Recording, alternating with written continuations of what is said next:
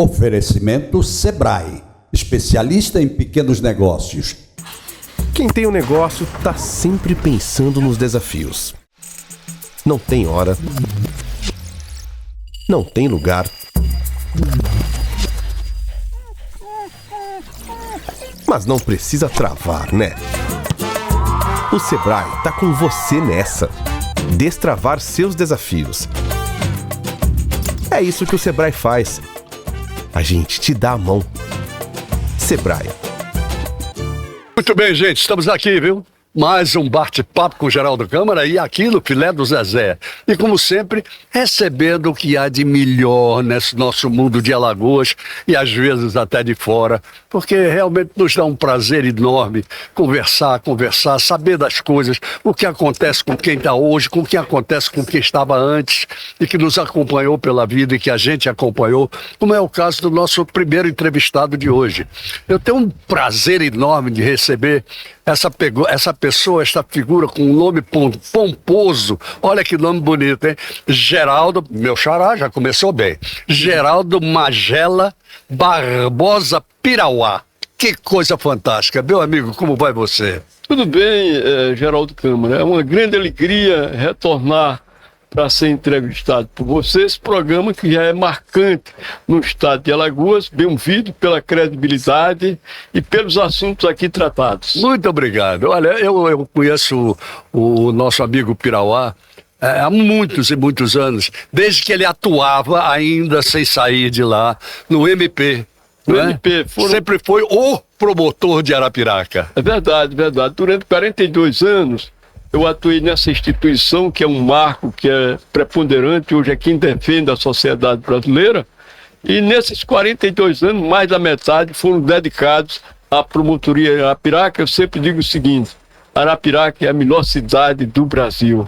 É lá que eu moro, é lá que eu vivo, é lá que meus filhos se criaram, e é lá que tem um povo mais encantador desse nosso Nordeste. É verdade. E outra coisa, é preciso repensar um pouco, até geográfica e economicamente, o que Arapiraca representa, não só para o estado de Alagoas, mas para o Nordeste de modo geral, porque lá é um ponto de convergência, não é verdade? Fantástico. Exatamente. Arapiraca hoje tem 240 mil habitantes. Pois é. Tem uma importância política, tem uma importância social. Tirando a capital, é o maior centro em termos de saúde, de educação, de comércio, de logística, de distribuição, de logística. Enfim, é uma cidade pujante e está também se criando lideranças políticas expressivas, a exemplo de Luciano Barbosa. É verdade. Agora, você que atuou 42 anos no Ministério Público e hoje você se dedica a muitas outras coisas, inclusive como escritor, como cronista, de várias atividades.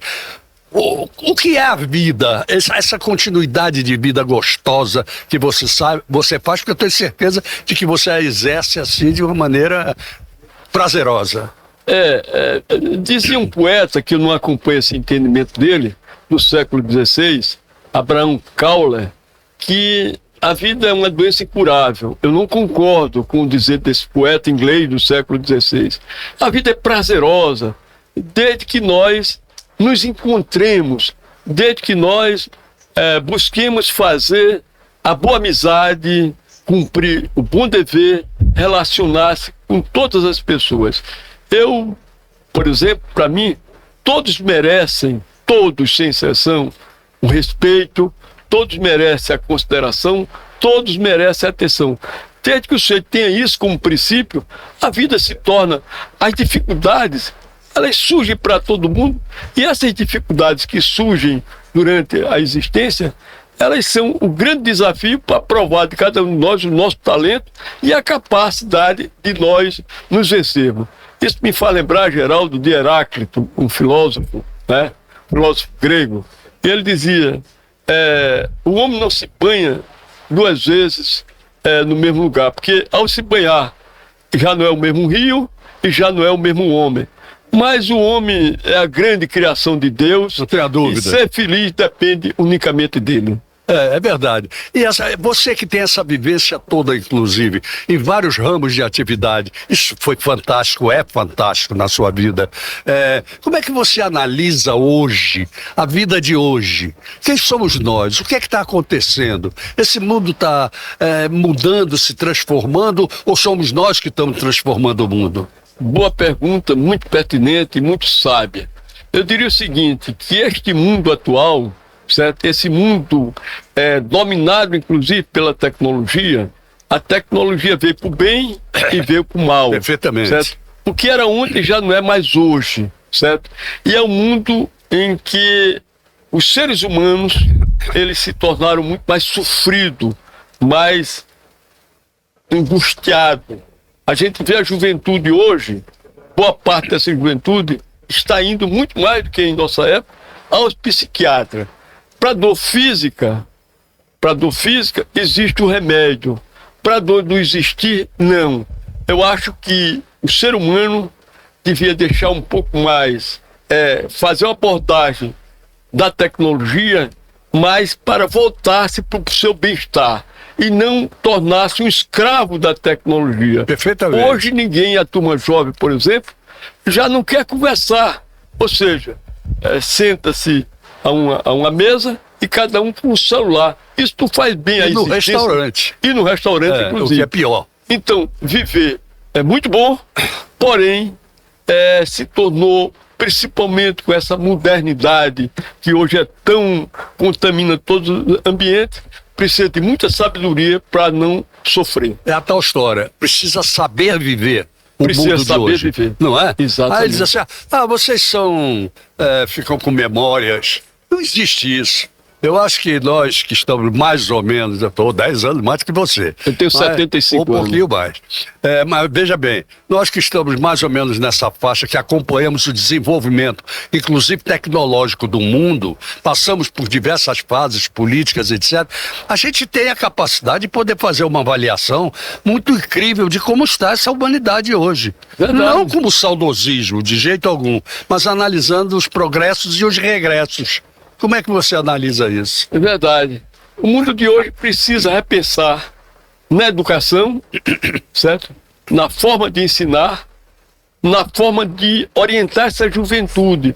Porque do jeito que vai, certo? As escolas já não ensinam com a qualidade de formação que no antanho se fazia, certo?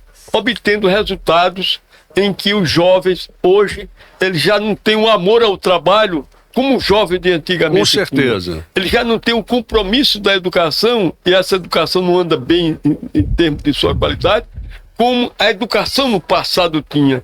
Já não há um respeito pelo jovem atual, aos professores, há muito tempo, que havia antigamente. E a própria qualidade do ensino, ela está deplorável. Um grande cientista brasileiro, o Eduardo Genetti, ele já dizia o seguinte, ele dizia, olha, os alunos de famílias mais abastadas, eles são menos preparados do que os mais empobrecidos da Europa. Então, alguma coisa precisa ser feita e com urgência nesse nosso país, tem uma educação de qualidade, proporciona bem-estar físico e mental e proporciona também uma nova formação para novos empregos. Verdade. Veja bem, eu sou aquele idoso, vamos chamar assim, que aplaude o novo. Eu aplaudo o novo. Claro. A tecnologia, tudo que vem acontecendo, eu aplaudo. Mas existem algumas coisas que me assustam, sobretudo quando a gente toca nesse assunto de educação. Sobretudo. Por exemplo, eu queria que você nos fizesse uma pequena análise das benesses e das coisas ruins que podem acontecer em função da artificial, me ajuda, da inteligência artificial. A inteligência artificial, certo? Que ela está se tornando cada dia mais presente, é preciso muito cuidado, principalmente na fase atual, para se utilizar. Hoje, pode ser jornalista, talvez, sem escrever uma linha. Pode ser um cronista, sem sequer escrever uma crônica. Exatamente. Eu passo, Geraldo, 2 horas no domingo, escrevendo a minha crônica com muita paciência e começo a elaborar a crônica que faço na noite anterior mentalmente. Na segunda-feira passo mais 1 hora fazendo as correções, certo? E um amigo meu, porque eu tenho uma estima muito forte, o Dr. Wesley, lá em Arapiraca, me deu um assunto. E eu, aleatoriamente, dei um assunto para ele, certo? Dei um assunto para ele. Dentro de 3 minutos, ele foi na inteligência artificial e estava Perfeitamente. a crônica. Isso me assusta. É assustador. Então, até que ponto está tirando o poder... Eu sei que a inteligência artificial é resultado do homem. Perfeito. Mas até que ponto isso não vai prejudicar ao próprio ser humano? E os escritores? E os Dostoiévski da vida? É isso. E os Machado de Assis? Exatamente. Certo? Você se assusta com isso. Certo? Então diz, os caras aí são da antiga. Uma poesia de Jorge de Lima, né? Como é que pode? O grande Jorge de Lima, como essas poesias serão feitas por uma inteligência artificial e como identificar isso? Então, é preocupante. Não sei exatamente no que isso vai dar. Eu sou mais um Ariano Suassuna. Como é que Sem foi dúvida. isso? Eu não sei, só sei que foi assim. É verdade, só sei que foi assim. Mas que era uma grande figura. Uma Daqui a grande pouco figura. nós não vamos ter mais escritores para aplaudir. Não vamos Verdade. ter. Quem foi que escreveu? Quem foi? O que foi? É impressionante isso. Isso foi você que escreveu? Exatamente. Né? Exatamente. Então, esse mundo da inteligência artificial é assustador. É verdade. E ao mesmo tempo não se pode parar. E a outra grande preocupação, será que essas máquinas que comandam e que estão nela a inteligência artificial, será que ela não vai substituir as lideranças e fazer o comando das guerras? Não sei. Meu caro Geraldo Magela Barbosa Pirauá, interessante. Me diga uma coisa, você que trabalhou tanto tempo no Ministério Público, 42, afeito como foi durante esse tempo todo e ainda hoje em relação aos assuntos jurídicos desse país, como é que você analisa hoje a nossa justiça de um modo geral? Eu diria, principalmente no campo penal, ela está lamentável. Eu acho que se aplica uma pena a uma pessoa que matou um outro de 14 anos, cumprindo o 6º da pena, está resolvido o problema. Exatamente. Certo? Acho que deveria haver mais presídios, mais modernos, e que ali houvesse... Mais moralizados. Mais moralizados, inclusive, certo? Eu acho que há uma tolerância, certo?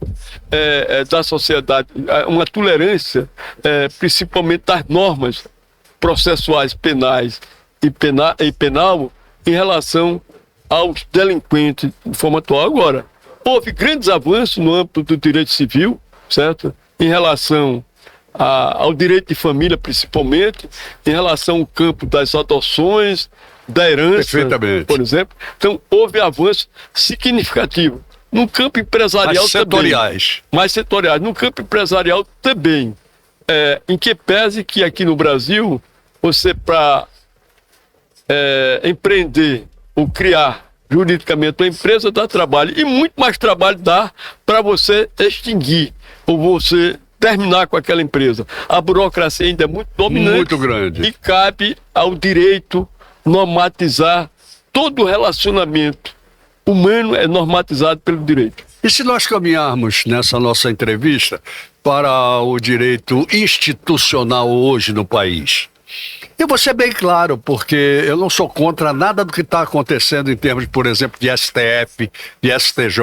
Eu acho que as coisas hoje são mais claras, elas afloram determinadas instituições, como o próprio Supremo Tribunal Federal, era muito enclausurado, nós não sabíamos como era o funcionamento, as pessoas comuns não sabiam, mas hoje não, está aí tudo aflorando, então é passível de discussão. Há pouco brasileiro sabe que nós temos uma das constituições mais extensas do mundo. Verdade. Né? A dos Estados Unidos, ela data de mais de um século e é uma constituição enxuta. No Brasil, a Constituição brasileira, ela pormenoriza tudo, ela detalha tudo. Isso é bom até certo ponto. Por outro lado, existem os princípios constitucionais. E dentro desses princípios se invoca eles principalmente aqueles das cortes superiores, e passam a ser verdadeiros legisladores. Isso é bom? Acredito que não. A função de legislar é exatamente do poder legislativo. E a função de julgar é do poder judiciário. E hoje, quando há uma ausência normativa, que a norma deve ser criada pelo poder legislativo, exatamente entra aí o judiciário, certo? E normatiza aquilo que cabe ao Congresso Nacional. Eu acho que aí a coisa, essa Constituição brasileira, ela precisa ser mais enxuta, mais taxativa, e essa interpretação ela não pode ser tão extensiva a ponto, principalmente o Supremo Tribunal Federal, entender a mistura de poderes. A mistura de poderes. Perfeito. Você acha que chegou a hora, nesse finalzinho de entrevista com você acha que chegou a hora de uma revisão constitucional? Eu entendo que sim. Há uma certa, e alguns juristas já afirmam isso, de insegurança jurídica. Perfeito. Então, precisa, principalmente, de uma revisão constitucional forte e profunda, agora como estão fazendo, que se começou a fazer no campo do direito civil, principalmente no campo do direito de família. Até porque a gente sabe, a gente aplaude a nossa Constituição. 1988 é marcante na vida de todo brasileiro, não é verdade? Verdade. Agora, tudo na vida, em função do progresso, precisa de revisões. Então, será que ela precisa? Eu acho que sim. Eu acho que sim. Não é? Eu acho que sim. Está na hora de, não sei se seria uma constituinte, né, fazer uma Constituição que a gente chama tecnicamente derivada, ou revisar simplesmente uma revisão, mas que precisa ser revisada, ela precisa ser atualizada, e não com esses grandes claros, e os tribunais superiores entendendo que na ausência da norma eles aplicam aquilo, o entendimento, e ajustam como se norma houvesse. Bom, o que não me parece correto. Fica a pergunta final de hoje em relação a isso também. Se a nossa Constituição precisa ser revisada, e a gente acha que sim também, o nosso legislativo, os nossos legislativos de modo geral também precisam. Também precisam. Não é? Da maneira de atuar. A sociedade brasileira está passando por um momento em que essas instituições precisam ser atualizadas e precisam ser a sociedade como um todo, essas instituições precisam de um equilíbrio maior para que melhor represente a sociedade brasileira. Olha, meu caro Geraldo Magela, eu faço questão de dizer Barbosa Pirauá. Pirauá. Não é? Pirauá. O Pirauá da nossa querida Fátima, do seu irmão Ney, e por aí vai. Só gente boa que a gente conhece, a gente frequenta e nos frequenta também. Então, muito obrigado por você ter vindo ao nosso programa, que ficou enriquecido com a sua presença aqui. Agradeço eu, Geraldo, e uma boa tarde ao povo alagoano. E leve meu abraço para Arapiraca, viu? Levarei. Nós estamos lá no canal 41, viu? Por favor. É claro, eu mandarei para alguns amigos depois que receber a cópia dessa entrevista. E o povo lá de Arapiraca é um povo gostoso, assim como o povo da minha terra de origem, que é Portugal. Então, o meu coração fica dividido afetivamente entre duas cidades importantes. Portugal, da histórica Calabar, e Arapiraca, essa cidade puxante. Como dizem os franceses, entre les deux, mon cœur balance. Muito obrigado por ter vindo, amigo. Vamos até os nossos comerciais, lembrando do Sebrae. Olha o Sebrae à frente dos nossos comerciais. Vamos lá, gente. Quem tem um negócio tá sempre pensando nos desafios. Não tem hora. Não tem lugar.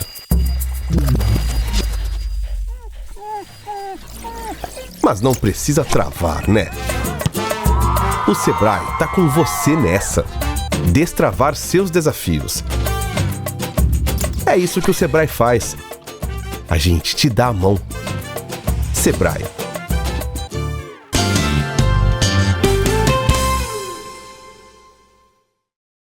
Voltamos ao nosso bate-papo com o Geraldo Câmara, sempre com assuntos bons, com personalidades, com pessoas que podem acrescentar a mim e a muitos de vocês. E o contrário também. Porque quando você está assistindo, você também pode acrescentar a nós, sem dúvida alguma. Estou recebendo Marcelo Bastos, numa hora boa, uma hora propícia, em que um comentarista político, como é o Marcelo, inclusive com livros escritos e por aí vai, a gente tem que tirar o chapéu. Oh, essa história do tirar o chapéu é tão antiga na vida da gente e a gente continua tirando o chapéu para as pessoas, o que quer dizer reverenciar. Meu caro Marcelo Bastos, que bom receber você. Eu fico mais uma vez agradecido pelo convite, Geraldo. Estamos aqui exatamente para analisar nessa conjuntura da política alagoana agora para 2026. Não só da política alagoana. E nacional também, Podemos né? até começar por ela. O que você acha? Porque 26 vai ter eleição geral, né? Inclusive para presidente. Exatamente. E aí entra a primeira grande incógnita desse país. Como é que vai ficar isso? Como é que vai ficar aquele acirramento? Como é que vai ficar essa questão toda que envolve dois personagens? Olha, veja bem, o Jair Bolsonaro, né, que tem um eleitorado grande ainda, né?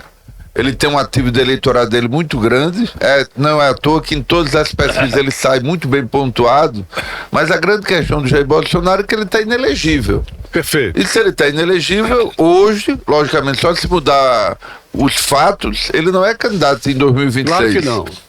Então, obviamente que ele vai ter um candidato. E essa questão que ele está fazendo, insistindo que é candidato, ele está atrapalhando o candidato que ele veio apoiar mais adiante. Não tenho dúvida. Porque se ele deixar muito próximo da eleição, vai ser o mesmo problema que o Lula teve na eleição anterior, naquela eleição que o Lula estava preso, dizendo que ia ser candidato, terminou não sendo. Quando lançou o Fernando Haddad, já foi muito em cima. E era um cara muito desconhecido, e você sabe o resultado da eleição. E você acha que o Bolsonaro vai cair na veleidade de colocar um membro da família? Olha, eu acredito que na composição que ele queira fazer, ele não vai abrir mão, né? Ele é muito personalista e eu acredito que, não sei se vai ser o vice na chapa ou até mesmo o candidato, mas eu acho que o melhor candidato do quadro da direita eleitoralmente para vir disputar com um candidato da esquerda, que provavelmente deve ser o próprio presidente Lula, seria o governador de São Paulo, Tarcísio. Sem dúvida alguma. Né? Mas o Tarcísio, será que vai deixar uma eleição garantida, né? Uma reeleição de governador, né? Do principal estado do país, para ir para uma eleição que poderá não ganhar? Pode ser aventuresca. E outra coisa, ele ainda é muito jovem, ele pode muito bem aguardar com certeza. o ex-governador de São Paulo. Se ele aguardasse, ele poderia ser um cara que poderia ter muito sucesso politicamente. Independente politicamente também. Exatamente. No futuro, não agora. Então eu acho que o melhor caminho para o Tarcísio seria ser candidato à reeleição, porque ele ainda está muito jovem e futuramente era um candidato em potencial. Hoje tem muitos candidatos, né, da direita, tem o próprio Zema, tem o próprio Tarcísio, Zema, o Ratinho Júnior, o Caiado. São pessoas que não têm popularidade não nacional. Não tem a densidade eleitoral, não são tem. conhecidos nas suas regiões. Exatamente. Mas o que vai acontecer é que vai ter vários candidatos, acredito, da direita, e numa eleição de segundo turno, todos eles vão se juntar contra o candidato que provavelmente deve ser o Lula. Deve ser isso que vai acontecer. Você acha que o Lula aguenta ser candidato por mais um período? Olha, o governo Lula está extremamente desgastado. Desgastado, né? exatamente. O custo de vida muito alto, está batendo diretamente no bolso, principalmente do pequeno. Verdade. Você imaginava que o óleo chegava a esse preço, o café chegava a esse preço, né? E o governo está dando as respostas em relação à questão da economia. O que mais pesa numa gestão é o bolso do eleitorado, né? E que ele, por mais que ele agora está tentando ver se reverte esse quadro, mudou o cara que cuida do marketing dele, que agora é o Cidrone de Palmeira, e mesmo assim não consegue reverter em todas as avaliações da gestão dele. A gestão dele está mal avaliada. Até porque, Marcelo, deixa eu lhe fazer Mas como é o grande quadro da esquerda e não tem outro, sem dúvida, né, eu acho que vai ser uma eleição bastante disputada entre o Lula e o candidato que vencer, sem dúvida, da direita. Agora eu lhe pergunto o seguinte: você não acha que as respostas dadas pelo governo Lula, a questão econômica, a questão dos preços, etc., ela não está seguindo como deveria para poder justificar pelos caminhos econômicos, inclusive internacionais? A gente não pode colocar a situação, não, mas isso deve, vamos imaginar, o problema da economia do mundo que está Exatamente. refletido no Brasil. Por mais que a gente queira dizer que reflete, por exemplo, o tarifaço do Trump reflete na economia do Brasil e do mundo, mas para o eleitor, principalmente Sim, claro. o de menor expressão, o que tem menor compreensão, ele não vê essa questão da internacional, ele Macro, vê quando ele vai no mercado, quando ele vai Verdade. no supermercado, Verdade. isso pesa no bolso. É verdade. E esse eleitorado mais vulnerável, mais sacrificado, sempre foi o grande eleitorado do Lula. É tanto que aqui nas pesquisas do Nordeste, na Bahia, onde ele teve uma votação gigante na eleição, que fez ele ganhar a eleição para presidente, inclusive na Bahia ele está tendo dificuldades. É verdade. Né? E na própria Bahia, que foi o lugar... Pernambuco, onde... Pernambuco, né, que é um outro lugar que ele teve muito bem votado do Nordeste. Então, se no Nordeste, que foi o único, a região do país onde ele ganhou na última eleição para presidente, ele está com dificuldade, ele vai ter grandes dificuldades Agora, na eleição para independente presidente dessa dele. análise da dificuldade, etc., o homem, a figura do Lula, que já está com uma idade mais avançada, etc., você acha que ele resiste a uma nova eleição? Ele resiste a um novo período como presidente? Ele já está colocando, inclusive, que é Isso, candidato. exatamente. Já em algumas entrevistas, ele já coloca que provavelmente é candidato, ele tem 79 anos, Exato. mas o Lula tem uma vantagem em relação aos outros candidatos, que ele é extremamente conhecido. É verdade. Então ele não precisa percorrer o Brasil todo Claro. para se tornar conhecido, Sem dúvida. porque ele já é conhecido. A dificuldade do Lula, eu acho que hoje não é na idade, é o momento econômico que o Brasil está vivendo. Verdade. Isso está refletindo no eleitorado dele, principalmente aquele mais sofrido, mais vulnerável. Agora, Marcelo, você que é um analítico de primeira, que isso é de uma importância fundamental. Não é o fato de você ser só um cronista político, um comentarista político, mas ser um analítico com profundidade, você o é. Então eu quero chegar aqui no nosso território, do Tupiniquim. A coisa está completamente diferente das últimas eleições ou dos últimos períodos políticos daqui. Eu queria uma análise sobre Olha, isso. veja bem, as eleições elas mudaram muito nesses últimos anos, como você bem colocou, porque hoje em dia a gente tem a era digital. Exatamente. Né? Então aquela eleição que fazia-se os comícios, tradicionais comícios, né? Que ainda tem o comício, mas não estão com aquele apelo. O guia eleitoral, que antigamente era muito forte, ainda continua sendo importante, mas o pessoal faz os recortes. Sem dúvida E joga alguma. nas redes sociais. Então hoje as redes sociais, a eleição que hoje passa pela era digital, hoje é que ela faz a diferença. Se você não entender a nova linguagem, você fica para trás. E muita gente ficou para trás porque não entendeu, não teve essa compreensão. Né? Hoje todo mundo tem um celular, Sim. todo mundo tem um Instagram, tem uma Sem rede dúvida. social e as notícias são instantâneas. E o que é pior, acontece hoje, todo mundo já fica sabendo. Não mas- demora uma semana para o eleitorado ficar sabendo. Ou não acontece. Aí é que está o perigo E da muitas história. vezes tem Aí um entra a fake história do news fake que news. espalha e toda mentira repetida mais de uma vez termina virando verdade. E aí eu pergunto a você, até que ponto esse tipo de propaganda eleitoral, ela pode ser prejudicial a qualquer um, a um lado ou a outro? Não tenha dúvida, não. É tanto que o próprio Tribunal Superior Eleitoral fica muito preocupado, apesar de que a gente tem que ter muito cuidado. A gente não pode restringir às pessoas o uso Não das tenha redes dúvida, sociais. não tenha dúvida. Agora temos que fazer isso com responsabilidade, né? Porque, como você diz, um fake news, a notícia que não é verdadeira se espalhando pode prejudicar alguém. Quando prejudicar, daqui que vier reaver isso, já é tarde e o estrago já foi muito grande. Muito bem, mas antes que essas propagandas comecem, antes que 2026 chegue para valer, as divulgações, as tratativas, elas já estão por aí. Então, como é que você analisa hoje as tratativas sobre o momento político que nós vamos viver em 2026 no Estado? No estado de Alagoas. É muito provavelmente, como se está desenhando, a grande possibilidade do ministro dos Transportes, senador Renan Filho, ser candidato, mais uma vez, ao governo. Existe essa grande possibilidade. O candidato do Palácio da República dos Palmares. Temos a possibilidade real do prefeito, o JHC, ser candidato. O JHC, eu tenho certeza que ele no próximo ano deixa a prefeitura de Maceió. Se é candidato a governo ou ao Senado, é uma grande interrogação. Tudo bem. Mas ele não vai perder essa grande oportunidade, que ele está muito bem avaliado De em mudar de Maceió. degrau. teve 83% da votação, claro. Né, de, nesse momento, perder esse time e não ser candidato. Então, eu acho que ele é candidato. A diferença para o Senado, para o governo, que o governo é uma vaga, o Senado são duas. É mais fácil Com certeza. você conseguir conquistar uma das vagas. Para o governo, ele vai para uma eleição extremamente disputada com o Renan Filho, com a possibilidade de perder. Agora eu lhe então pergunto... ele tem que fazer essa avaliação onde que vai colocar a situação dele da disputa. Mas para o Senado, profundamente disputada com quem? Com Renan Pai? Com o ex-presidente da Câmara?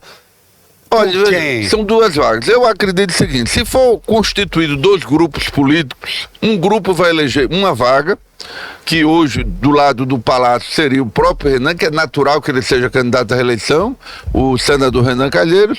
Do outro lado, vai depender como é que vai ser a composição, porque nenhum dos 2 grupos vai fazer os 2 senadores. Por exemplo, Renan e mais alguém lá do lado do Renan. Eu não acredito nisso. Como, de repente, Arthur Lira e, sei lá, e não, Gaspar claro, do outro grupo. não, de jeito algum. Cada grupo vai fazer um. Então, os nomes que estão sendo colocados na pauta, né, na ordem do dia, é o próprio Renan, que é natural que seja candidato à reeleição, que está encerrando o mandato dele agora, o Renan Calheiros Pai, o Arthur Lira está se cogitando ser candidato, o Alfredo é um nome que está aparecendo bem nas pesquisas, como o Davi do Filho, tem uma grande possibilidade de ser candidato, inclusive foi por republicanos, né, saiu do PP, que é o partido do Arthur, e na última eleição, é bom lembrar, em 22, ele ganhou aqui de uma forma bastante considerada do Renan Filho em Maceió.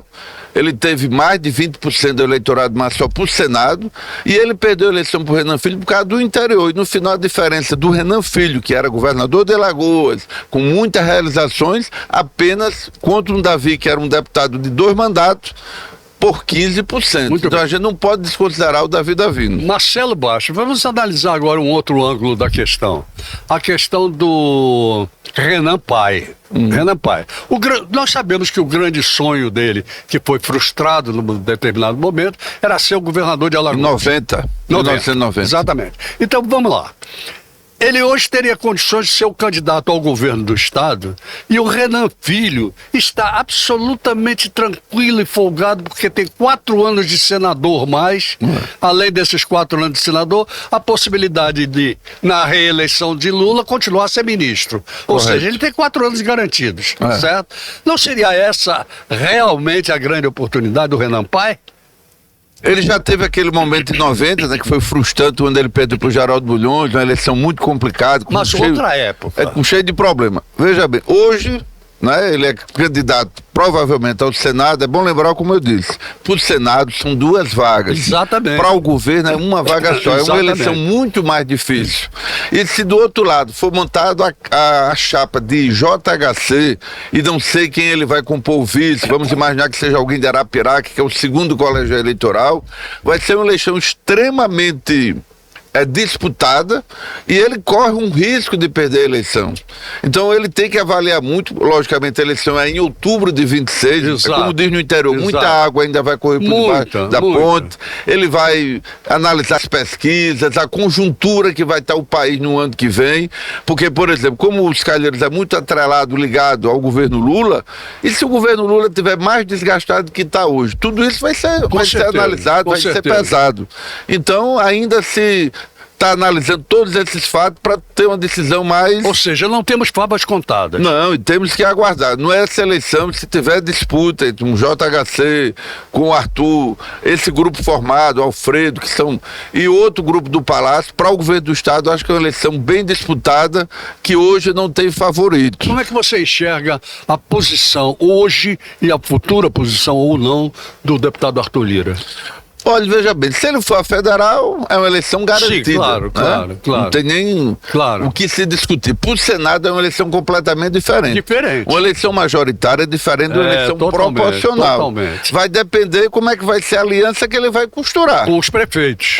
Não só com os prefeitos, mas com o JHC. Com o JHC. Porque para ele ser candidato ao Senado, o JHC tem que ser candidato ao governo. Verdade. Porque, veja, o Arthur Lira, apesar de ter tido 219 mil votos para deputado federal, Em Maceió, desses 219 mil, ele só teve 15 mil votos. É verdade. Em Maceió, ele é inexpressivo eleitoralmente. Exatamente. Então, para que ele possa ter uma votação em Maceió e ter uma certa garantia dele ser eleger senador, ele precisa ter um cara como hoje, o JHC, que é o grande eleitor de Maceió, apoiando ele. Sem dúvida. Porque se ele for candidato dele mesmo, não tem esse grupo Não, formado, aí não vai. ele vai ponderar e pesar e, de repente, ser candidato a federal. É verdade. E quer dizer que você coloca o JHC como praticamente certo candidato a governador. É mais provável que ele seja candidato ao governo. Agora, como eu disse, se ele, em 2026, analisar as pesquisas e para o Senado a situação é mais confortável de 2 vagas, né? Tudo pode acontecer, inclusive nada. Inclusive Política nada. E assim. o possível protagonismo de Alfredo Gaspar ou não? O Alfredo é um candidato que ele tem muito voto de opinião. Perfeito. Foi o deputado federal, foi o segundo mais votado na última eleição, com mais de 100 mil votos. Foi o mais votado em Maceió. Ele tem uma atuação marcante hoje na Câmara, do lado que ele escolheu, que ele é um candidato da área da direita, conservador. Então ele é um candidato forte que, se viesse ser candidato ao Senado. Se vai ganhar, e a gente tem que aguardar os fatos que vai acontecer na eleição, mas veja que o Rodrigo Cunha também não tinha nenhum prefeito que o apoiasse, e naquela eleição que o Rodrigo foi eleito, foi uma grande surpresa e teve aquela votação É verdade.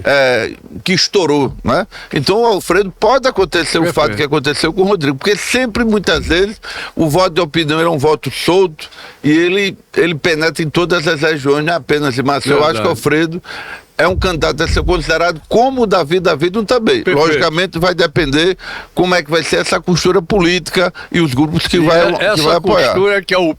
Exatamente. Esse é que é o essa grande... engenharia que vai engenharia, acontecer. É verdade, a verdadeira engenharia. Como nós estamos a um minuto e meio do final dessa entrevista, o que eu não perguntei a você que você gostaria de dizer? Não, eu acho que é em cima disso que a gente tem que tratar as eleições de 2026, para presidente, como já foi abordado, para o governo.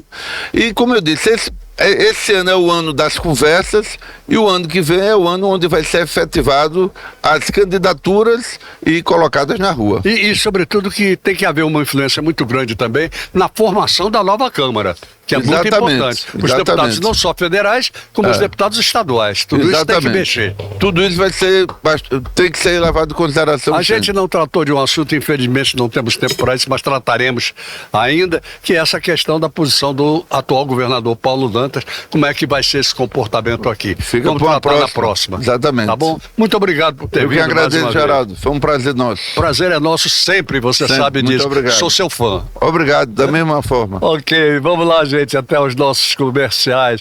Lembrando do nosso querido Sebrae. Olha o Sebrae aí à frente. Vamos lá, gente. Quem tem um negócio tá sempre pensando nos desafios. Não tem hora. Não tem lugar. Mas não precisa travar, né? O Sebrae tá com você nessa. Destravar seus desafios. É isso que o Sebrae faz. A gente te dá a mão. Sebrae.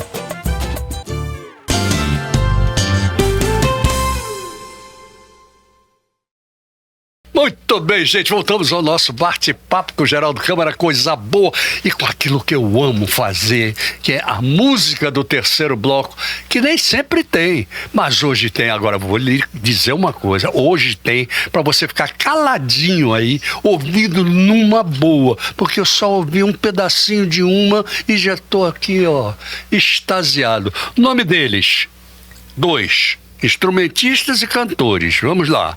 Arlô Borges, como vai? Tudo em paz, e que bom estar aqui celebrando junto com Vormicê essa coisa de fazer os rezos da gente fluírem e soarem pro mundo afora. Melhor ainda você dizendo logo de cara tudo em paz. Isso é o que vale. E Gama Júnior, como vai? Melhor agora. Oh, coisa boa. Vai ficar cada vez melhor. Então vamos dizer, o Gama Júnior com uma flauta transversal. Isso. É isso? Muito bem. E ele com o Arlô com o violão, e ambos com vozes maravilhosas. E quer saber de uma coisa? Cala a boca, Geraldo. Vamos começar? Vamos lá. Vamos começar. Vamos de Bênção do Mar.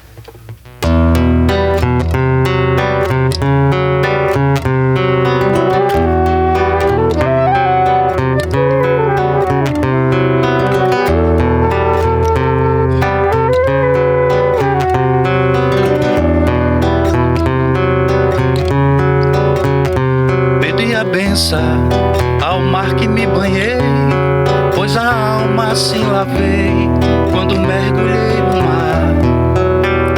Pedi licença a doce Abá, mãe Janaína, para me banhar no mar. Saravá, ó mãe do mar, saravá, rainha Iemanjá. Saravá, ó mãe do mar, saravá, rainha Iemanjá.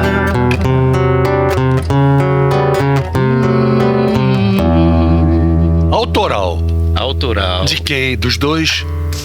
Essa é É minha. dele. Essa é sua. Essa é minha. Essa Do é só Arnaud. minha. Arnaud. Rapaz, eu pensei que era... Sei lá, é baiano? Você é baiano? Eu sou das Alagoas da Gema. Olha eu só. digo que sou Majuvi. Nasci em Maceió, morei em Junqueiro, fui a Viçosa, me criei e voltei pra morar na cidade que nasci. Como é? Isso aqui é uma dupla ou vocês têm trabalhos individuais? Rapaz, isso aqui é uma irmandade. É uma irmandade, que isso a é gente muito se bom. junta pra fazer muitos shows juntos ali, bem coladinho, no mesmo palco nós dois. E às vezes, como vai acontecer no próximo sábado, dia 3, cada um vai fazer um No show próximo individual. sábado não, hoje, dia 3. Isso, hoje, Que dia coisa 3 é boa. isso. Rapaz, você se perdeu no tempo e no perdi no espaço. tempo. Mas acontece. E eu é que não vou deixar me perder no tempo e no espaço e ficar falando aqui feito uma besta. Eu quero é ouvir vocês com uma voz dessas maravilhosa. Maravilhosa. Vai tocar ou vão cantar o quê? Inaê, Fazendo aí. a música que a gente fez pra avó de Gama Júnior. Muito bem, vamos lá, vamos lá, Simbora. Gama. 2, 3.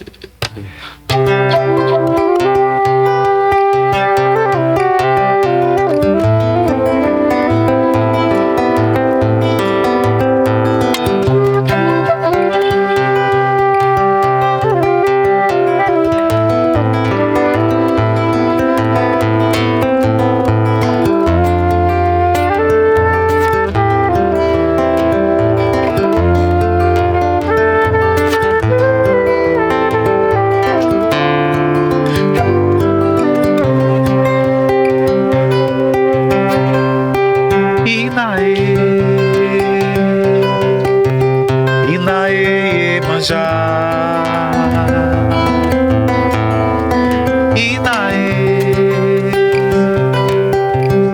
Inaê, Odoiá. Me leva pra pescar amor, me leva para dentro do teu mar, transformado em pétalas de flor, me faz, ó mãe, me purificar. Inaê,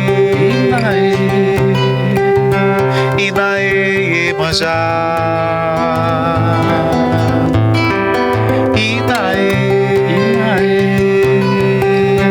Inaê, Odoiá.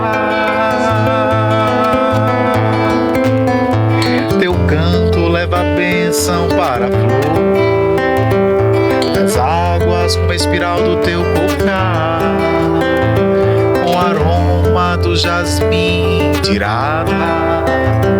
É no rezo que busco te encontrar. Madana, Mohana, Murari.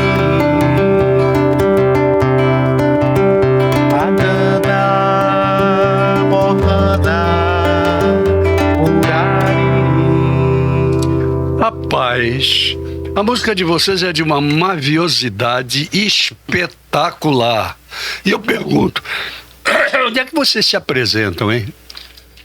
Então a gente se apresenta aonde a gente for chamado, né? Mas especialmente como a gente tá agora aqui. Mas a gente gosta. Deixa eu aproveitar logo. E como é que vocês são chamados? Qual é o contato?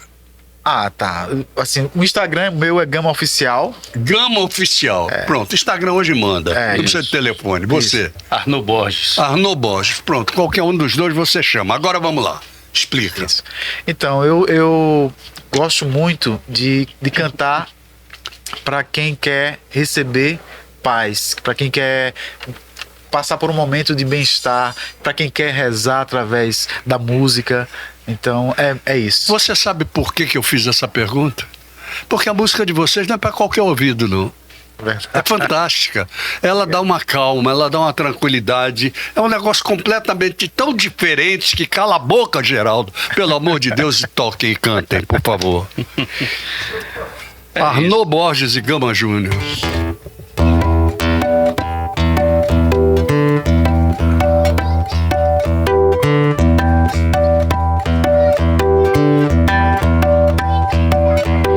Meu patuá tem minha fé, tem meu orixá, tem meu candomblé, em meu patuá tem minha fé, tem meu orixá, tem meu candomblé, laroyê, odoiá, laroyê,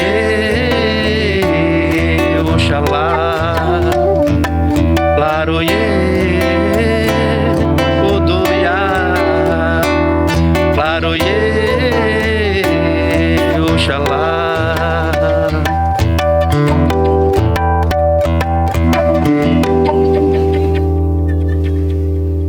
É isso. Vocês estão de brincadeira comigo. Não, de brincadeira. Repete isso que você fez nessa flauta aí agora. É um maracatu. Esse ritmo que você deu na flauta. Isso é um agogô. Que parece uma percussão. Olha só, João. Parece.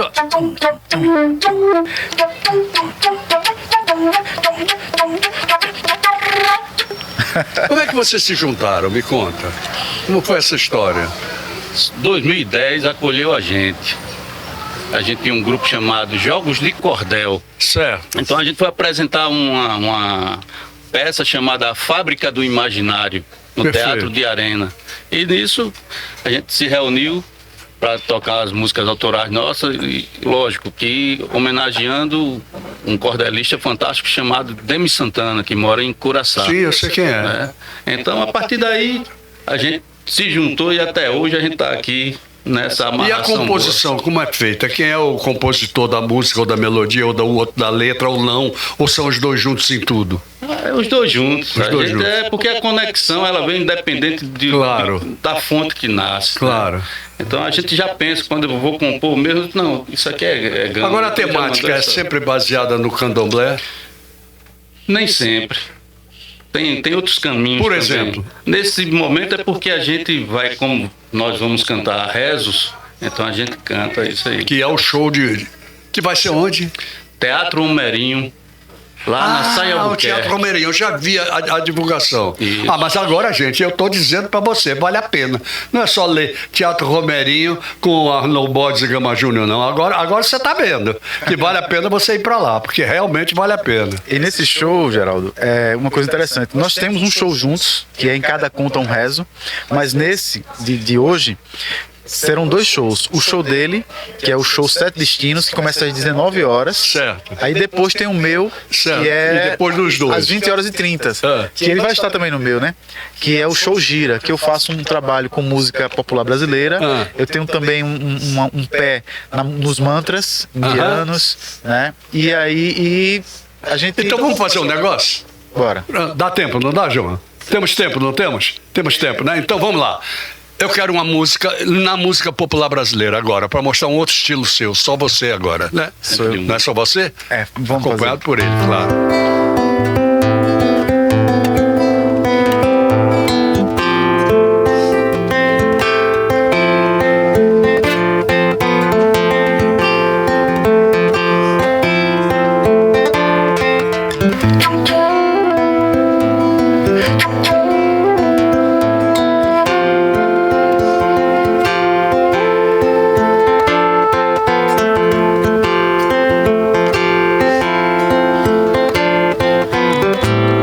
Craibeira já florou lá pras bandas do riacho, como são bonitos cachos de flores amarelinhas. Craibeira já botou suas flores amarelinhas pra alegrar as ararinhas azuis e de toda cor. Choveu a semana inteira, transformando em lama a terra. E lá pra riba da serra, cachoeira se formou. Catingueiro está feliz, a criação toda engordando. A caatinga tava cinza, mas agora esverdeou. Sinfonia natural, na batenção dos chocalhos, os saguins de galho em galho, bagunçando sem parar. Na chiação da cigarra, crianças rodam ciranda. Há uma rede na varanda e deito para observar. Lindo, lindo. Agora você, Arno, com uma também fora do Rezos. Fora do rezo, É. fazer uma que eu tava brincando aqui. É só pra mostrar o outro estilo também.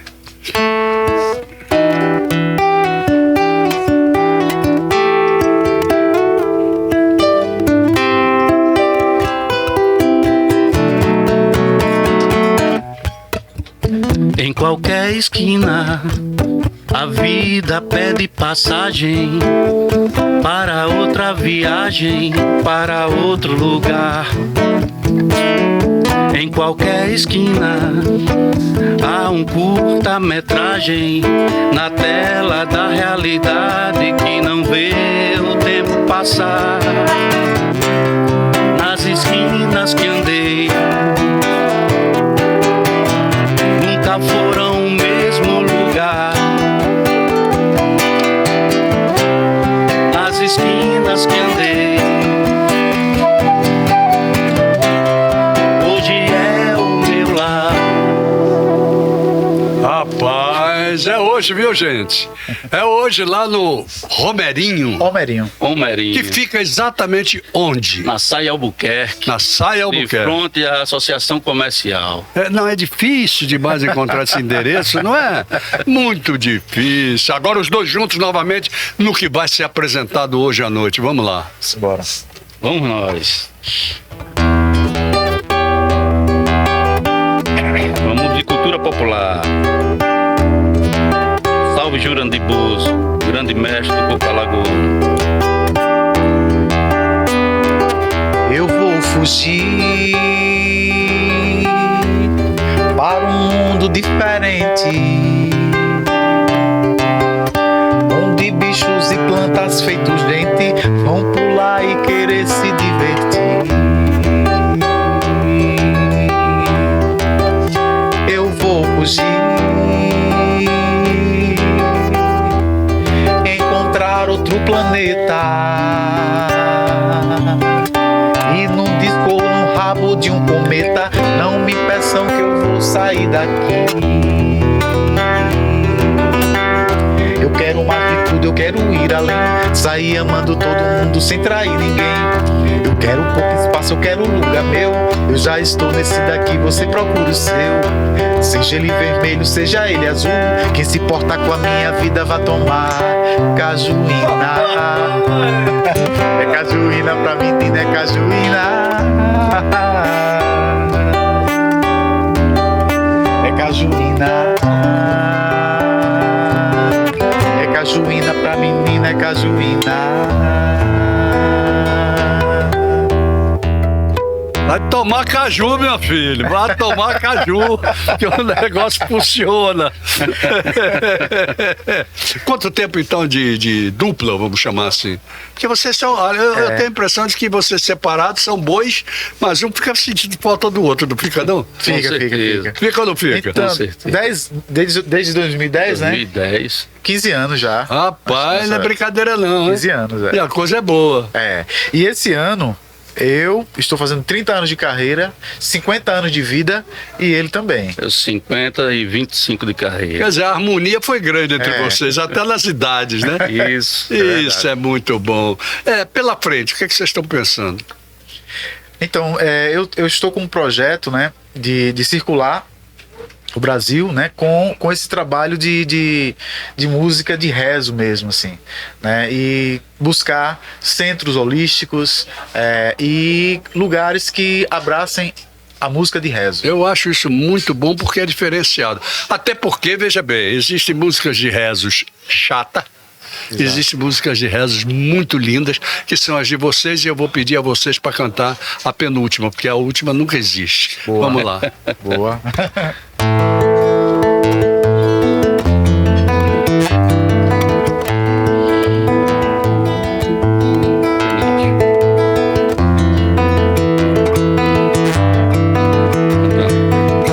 Eu vim da mata, eu não vim só.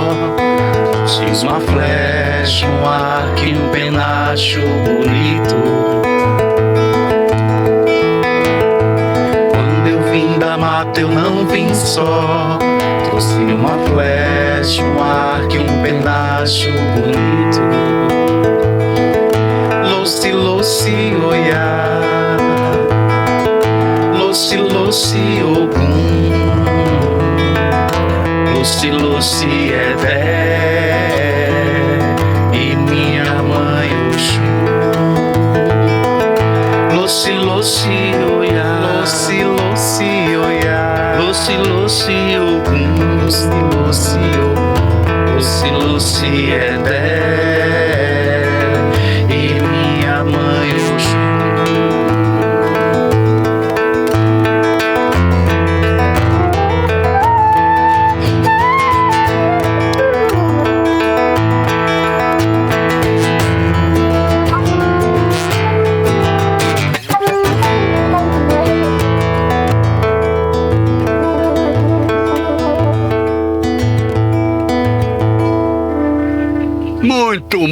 Muito bom, muito bom. Eu vou convidar vocês para assistir um vídeo comigo do Sebrae, ok? Vamos embora. Vamos assistir? Então vamos lá, por favor. Conosco, Ingrid Laís. Quer saber como usar o celular para fazer vídeos e destacar sua empresa na internet? Então continua aqui comigo que eu já te mostro.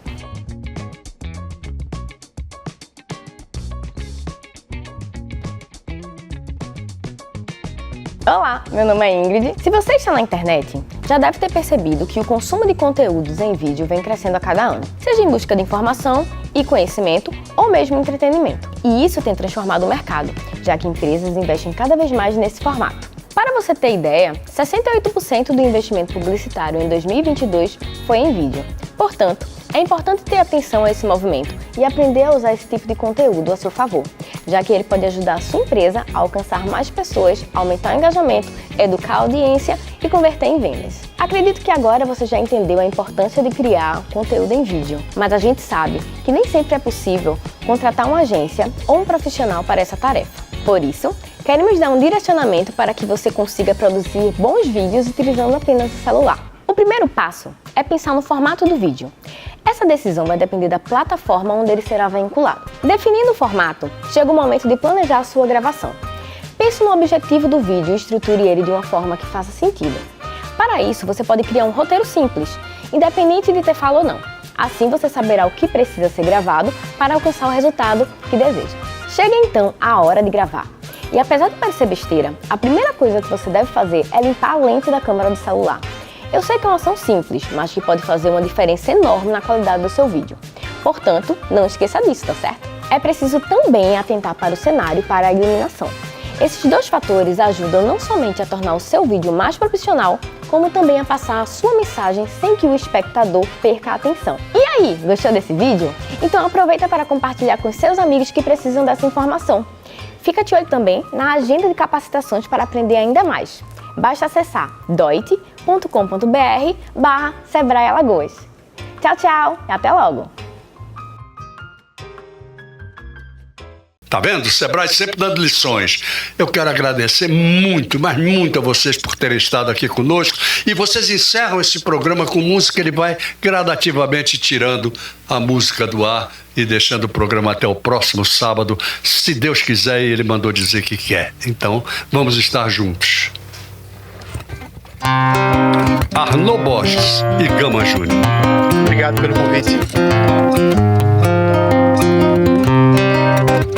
Não sei andar sozinho, nem por meu interior. Até quando estou vazio, divido com a vida minha dor. Nos caminhos que passo norte, tenho a sorte de neles rumar, sem medo da continuar. Sem medo da própria morte, pois o que me faz forte é continuar. Sou tipo pau que enverga, mas não quebra. Enfrento cada pedra no meu caminhar. Sou feito água de rio, enfrento cada desafio que a vida me dá. Sou tipo pau que enverga, mas não quebra. Enfrento cada pedra no meu caminhar. Sou feito água de rio, enfrento cada desafio que a vida me dá.